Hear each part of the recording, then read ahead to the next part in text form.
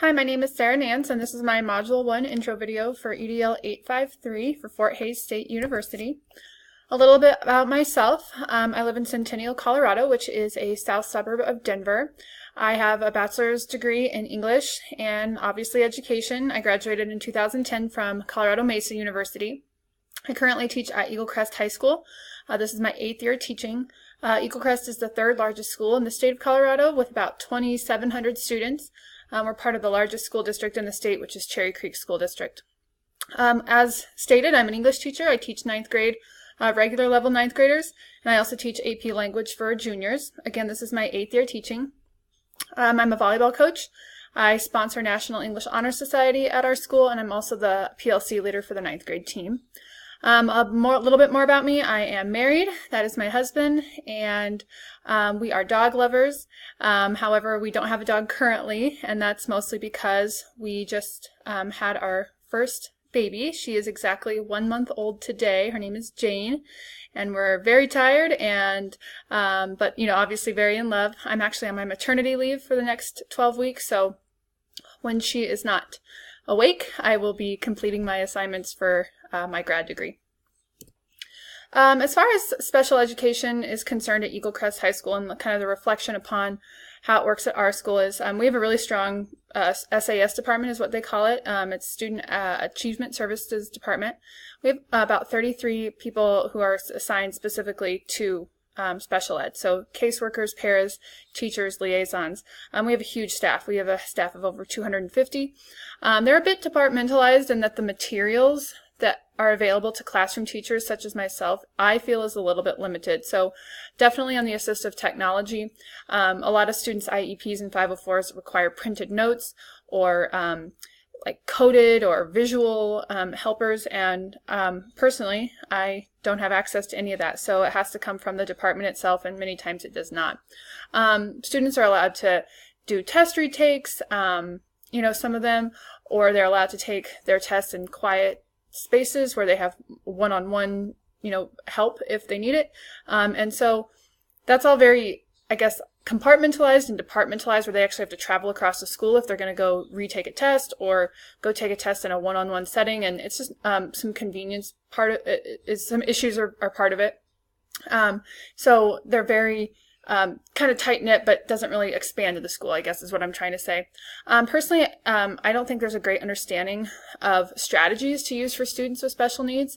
For example, if I have a student with an IEP that requires a teacher to break a complex task into simple tasks, to me that's really unclear. And it's, that's a kind of a blanket statement for students with a variety of needs. So I've struggled with that kind of language. Also, for example, to provide directions to students in several different ways. To me, it's just always been very vague, unclear, and I don't have a lot of strategies, nor do other classroom teachers, of how that actually looks and how that works. We're just told to provide that or break it into a simple task without really practice or strategies specific to students and specific to needs. We do have a strong culture, though, of inclusion with students with special needs. We have a great club called Peer Buddies, where mainstream kids are partnered up with kids with special needs. Would love to see that grow a little bit more. Students are integrated into mainstream courses, of course, and there are obviously some courses for students who need a different pace. There's reading classes, writing classes for students who are below grade level who have identified needs. And we also have a really impactful unified sports team at my school. We have a staff that I believe is willing and ready to help special needs students, help them achieve in attending IEP and 504 meetings, reevaluations. We also have one staff meeting per year in which the SAS department presents to our staff about new measures, laws, and what they do and how they help students. I would love to see more of that as far as me as a school administrator. Personally, it's hard. It's hard to serve students, but as all teachers do, I do my best. I have an average of about 5 students per classroom of 30 or so students with documented needs. I think that one of the ways that I can support these students better, or that what I need to focus on with them, is the student advocacy. When students have 20 plus accommodations for English, it's hard for me to remember them all, especially when I have 20 to 30 students who have that, in addition to the planning and the teaching and the grading.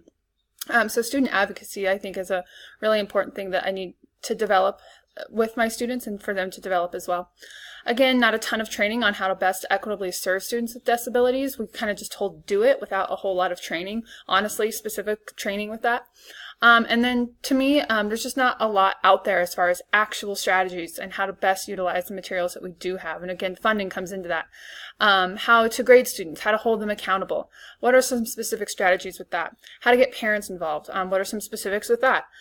Keeping everything straight with what student goes with what need on what task. How do people manage that? How do the best teachers manage that? Keeping the meetings and reevaluations, targeted and on task and specific to the student, discipline measures with students with special needs, and developing a culture of respect. Actual strategies, I think, personally, is what I would want to develop in myself and, again, with the community that I serve. Obviously, funding is always an important thing to consider when speaking of special needs. Okay, so limited, I think, or at least competitive with other measures is the funding that is available to us, which obviously is never enough. I wish that our students could have more one-to-one interaction with the staff that is provided at our school. Our case managers have 25 plus students to manage, and that I know is hard for them to manage, which then makes it hard for the student, and it makes it hard for me, and it kind of can spiral from there. Obviously, I was talking about how the materials available, that we have materials for students to use, but it's not very widespread, and that includes assistive technology, leveled books, classrooms, really just to support students in specific classes. And then to me, the biggest part is training and the continuous training of non-SAS staff members, parents in the community about how to continually improve those students' test scores and help them through their academic progress.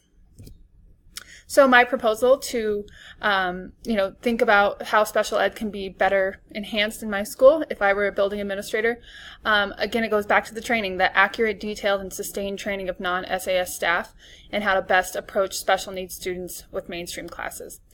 So again, that goes with IEP language and implementation. How can teachers best implement measures that have been outlined by the government, to help the students succeed?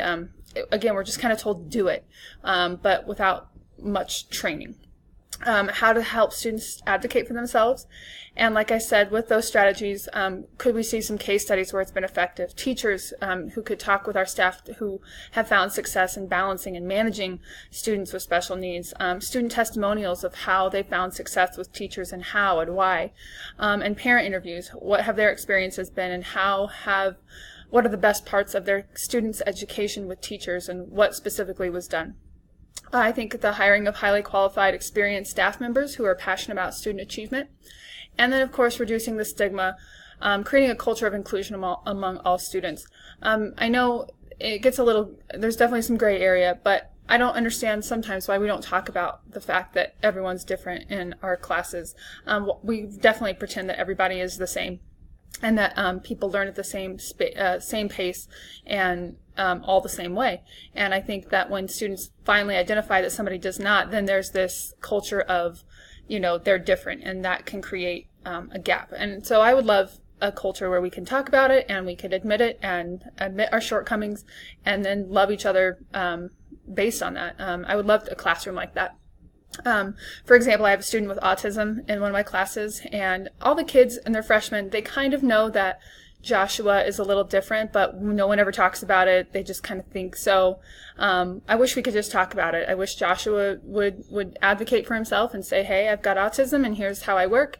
And I think the students would love him a little bit more, but we don't talk about it. So again, reducing the stigma. More clubs that encourage students to get to know one another in that respect, and some partnering of students with and without special needs. It would be great if Joshua, for example, could have one person in my class that he could go to if he was having kind of an issue socially that he may not feel comfortable addressing with me. And, just things along that about the culture would be my proposal as an administrator. Thank you so much for watching. Look forward to this class.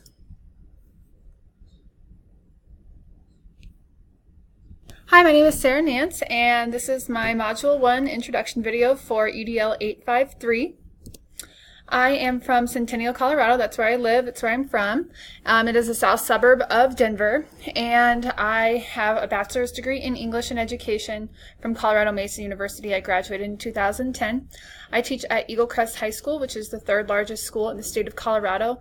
It's part of the Cherry Creek School District, which is the largest school district in Colorado. I'm an English teacher. I teach 9th grade English for regular kids, and I teach AP Lang for honors juniors. This is my 8th year teaching. I'm also a volleyball coach. I'm the sponsor for National English Honor Society, and I'm the leader for the 9th grade team. I've been married for a little bit over 2 years. That's my husband Adam in the picture. We are dog lovers. So we don't have a dog right now, and that is mostly because we just gave birth to our daughter Jane, who is exactly a month old today. I am on maternity leave for the next 12 months, 12 weeks. Wish it was 12 months. 12 weeks, and so I'll be doing this class when she is asleep, which she currently is right now. Thank God. So as far as special education in my school goes, I wanted to reflect on that at Eagle Crest. We have a big department, 33 people in the department, caseworkers, paras, teachers, and liaisons. We have a huge staff of 250, so to me that's just, a portion of the school. But it seems like a lot of people. I would say that as far as materials for content-based learning, it's a bit departmentalized in that it's not. Some of the materials that are available to students with special needs are not available to all classroom teachers. It's kind of limited. So that includes assistive technology like talk to text. I have no idea where those computers are, where that technology is in our school. I know it exists, but it's nowhere within reach for me. Another example would be like convenience of places for students to go if they need to take a test again, or if they need a more quiet environment to test in. They have to travel across the school to the SAS department, it seems like it's very compartmentalized within their department for the materials. And so I know they wish that it could be more widespread, but it right now is not. And then as a classroom teacher, I don't think that classroom teachers have a great understanding of specific strategies to use for students with special needs. For example, if a student's IEP says to break complex tasks into simple tasks, to me that's incredibly vague. It's not specific to the student, it's not specific to the task, and it requires a lot of time and energy from me that is not always accurate or correct in what the student actually needs. So some training around that would be good. Another example would be to provide directions in several different ways. To me, that's very vague and needs a little bit more clarification, at least from a strategic point of view. And obviously it's student by student, but those are just examples of how I think that some of the language that is used for students with special needs is a little vague. We have a strong culture of inclusion. We have a lot of mainstream courses where students are obviously integrated into, but also courses for students who need a different pace, so a slower reading class or faster reading class for some students. We have a great unified sports team. We also have a great club called Peer Buddies, in which mainstream students kind of team up with students with special needs. We have a staff that's obviously willing and ready to help special needs students achieve. And we have one staff meeting per year in which the SAS department, our special ed department, presents to the staff about new measures, laws, and how they support students. Personally, I guess I could sum it up, and it's hard, but I do my best, as we all do. I have about 5 students per classroom of 30 with documented needs. I would love for students to work on student advocacy, but I also realize that I have to help them develop that too, to remind me that they have extended time, that if they have 1.5 times, what that means for us on a block schedule. That gets really muddy when you see a student on Thursday but not again till Monday because of the block schedule, and they have time and a half on an assignment, but they don't speak up for themselves, and then they kind of get lost. So that's definitely something that I need to enhance for myself. Again, the training on how to best equitably serve students with disabilities, specific training with that, and to go with that, how to utilize materials the best. So how do I hold students with special needs accountable in my grade book, especially in my AP class? How do I handle parents? How do I include them? Keeping everything straight, all the IEPs, and some students have a list of 20 documented needs. How do I keep that straight? Keeping up with meetings. How do I discipline students with special needs if that's part of their documented needs, if they have emotional disabilities? And how do I develop a culture of respect among my other students with special needs? Obviously, funding is a big part of this. I would say that funding is limited, or at least competitive with other measures, which means it's never enough. I really wish we had more staff to support our students. It could be more one-to-one. I know that's a very lofty goal, but some of our case managers have 25 plus students to manage, and I'm sure it's more than that. And I think that they would benefit from more staff.